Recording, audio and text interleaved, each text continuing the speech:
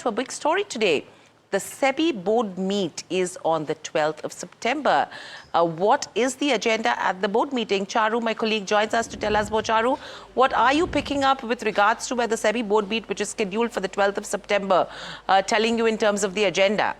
Hi, so the Securities and Exchange Board of India is likely to meet with its board on September 12th, and there are a lot of proposals that are in place which are going to be affecting almost all the market participants, including research analysts, investment advisors, brokers, AIF schemes, the investors interested in them, and so on and so forth. One of the major changes that is on the table is related to the consultation paper that came out very recently, which is regarding the minimum public shareholding for large companies to be able to list. Now, there has been some easing in the norms that they are supposed to be following and the timelines under which they are supposed to be giving out their shares to the public shareholders, which is going to make it easier for them to go out for listing. Apart from this, there will be a major update in the 1992 stockbrokers regulation so that old norms can be revised as per the current market needs. Apart from this, relaxation for entering large value AIFs. So this limit for an investor to enter a large value AIF scheme is about 70 crore rupees. There's a proposal to decrease it to about 25 crore rupees, so something around this could also come out.